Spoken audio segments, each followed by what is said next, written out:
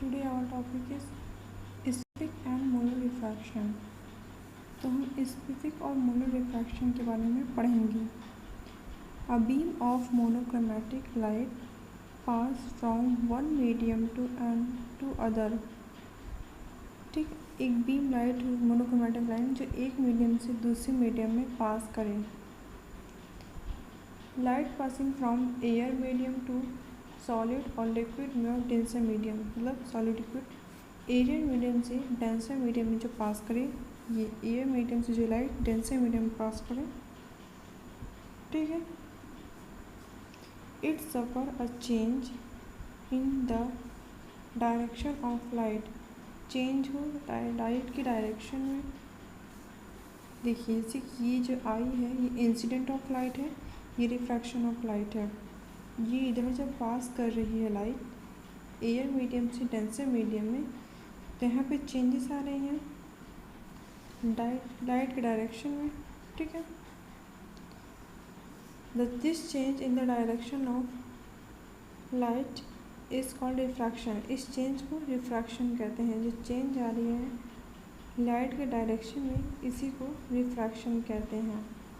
The angle of refraction would be smaller than angle of incident। तो जो angle of refraction होता है वो एंगल ऑफ इंसिडेंट से स्मॉल होता है, छोटा होता है। In air medium the angle of incident cross the angle of refraction.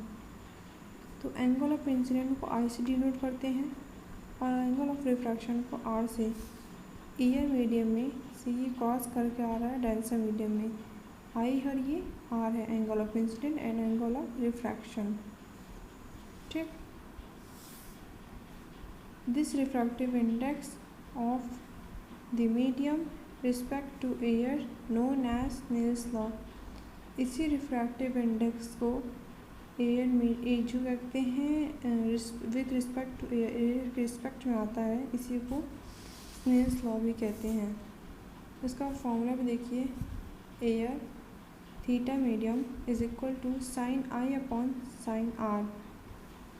तो जो यहाँ पे थीटा है वो रिफ्रैक्टिव इंडेक्स है, sine i angle of incident और sine r angle of refraction है। If the angle of incident is 90, अगर एंगल ऑफ इंसिडेंट 90 है तो क्या होगा, जो रिफ्रैक्टिव इंडेक्स है वो 1 upon sine r, 1 upon r का angle of refraction, 1 upon refraction हो जाएगा, ठीक। व्हेन जब एंगल ऑफ इंसिडेंट 90 होता है, when angle of incident is 90 then angle of refraction r is called critical angle. जब आई हमारा 90 होता है, ठीक है, जब आई हमारा 90 होता है तो आर उस टाइम हम आर को क्या बोलते हैं, एंगल ऑफ रिफ्रैक्शन क्या बोलते हैं, क्रिटिकल एंगल, जो कि डिनोट किससे करते हैं, साइन डी से, ठीक है। फिर एयर मीडियम से आया 1 अपॉन साइन आर, अभी तक लिख रहे थे हम, फिर साइन सी लिखेंगे, ठीक। Gladstone and Dale found that quantity. देखो ग्लैडस्टोन और डेल नाम के एक साइंटिस्ट थे, उन्होंने क्वांटिटी फाइंड की। उन्होंने क्या लिया, आर एस रिफ्रैक्टिव वैल्यू, उससे पूरी सम को फाइंड किया।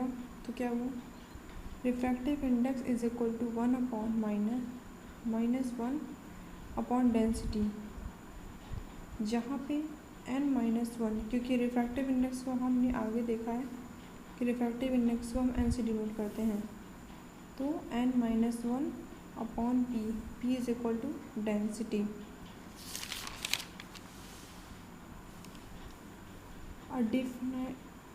A definite wavelength was independent of temperature। इसको डिफाइन कैसे करते हैं कि जो वेवलेंथ है वो टेम्परेचर पे डिपेंड है। इस क्वालिटी को हम रिफ्रैक्टिव स्पेसिफिक रिफ्रैक्शन बोलते हैं। जो यहाँ पे आर एस है वो स्पेसिफिक रिफ्रैक्शन को शो कर रहा है, ठीक। तो R S is equal to theta -1 upon p. तो जो यहाँ पे क्या है, वेवलेंथ जो है इंडिपेंडेंट है टेम्परेचर पे। इस क्वालिटी को इसमें फिर रिफ्रैक्शन बोलते हैं। फिर लोड्स और हेल्स नाम के साइंटिस्ट ने इसके रिलेशन को दिया। Refractive specific refraction is equal to, जो रिफ्रैक्टिव इंडेक्स था तो एन से टू था, तो theta square upon -1 upon theta square plus 2, इसके रिलेशन को दिया इंटू 1 अपॉन डेंसिटी। ये क्वेश्चन सेकंड हुआ। Product of specific refraction and molar weight called molar refraction. Specific refraction के प्रोडक्ट को और मोलर वेट को मोलर रिफ्रैक्शन कहते हैं, जिसको आर से डिनोट करते हैं। इसका formula RM is equal to theta -1 m upon p. जो m है यहाँ पे क्या डिनोट कर रहा है, यहाँ पे हम आपका मोलर को बता रहे हैं, ठीक। फिर उनके रिलेशन को ग्लैंडस्टोन और डेल नाम के साइंटिस्ट ने, फिर से उन्हीं साइंटिस्ट ने जो यहाँ पे उन्होंने प्रीवियस इक्वेशन रिलेशन दिया था, इसी रिलेशन को फिर वो देते हैं।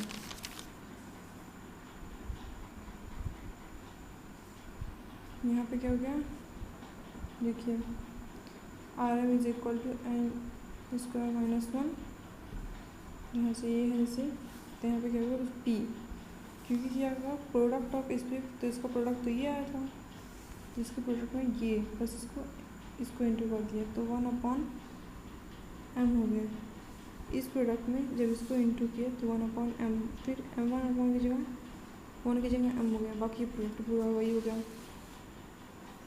Molar refraction is independent of temperature.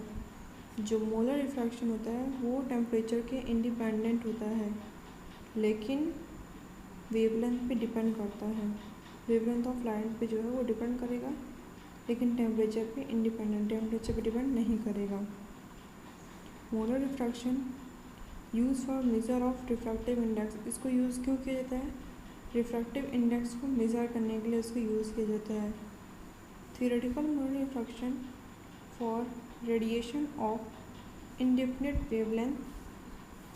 Indefinite wavelength की बात कर रहा है, तो अभी तक तो हम नॉर्मली कर रहे थे, कोई भी मतलब ऐसे ही ले लेंगे नंबर, बट इंडेफिनिट की जब बात किया तो R indefinite refraction, indefinite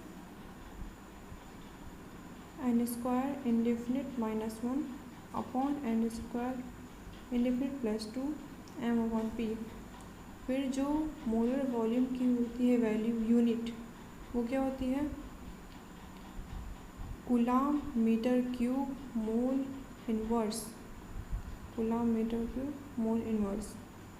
magnitude of molar refraction depend on number and nature of atom present in the molecules. जो मैग्नीट्यूड होता है मोलर रिफ्रैक्शन का डिपेंड करता है नंबर और नेचर, एटम में जो मॉलिक्यूल्स में जो प्रेजेंट हैं उनके नेचर को ये बताता है, उस पर डिपेंड करता है। किस पे डिपेंड करता है, मोलर रिफ्रैक्शन जो है डिपेंड करता है नंबर पे और मॉलिक्यूल्स के एटम पे जो कि वहाँ पे होते हैं मैग्नीट्यूड में। It also binding electron in it, ये उसमें इलेक्ट्रॉन भी बाइंड करता है। ये एक एडिटिव और कॉन्स्टिट्यूटिव प्रॉपर्टी है, ठीक है। तो आज से हमारा टॉपिक था मोलर रिफ्रैक्शन और स्पेसिफिक रिफ्रैक्शन। आई होप आपको समझ में आया होगा। If you have any problem then please tell me. Okay, thank you.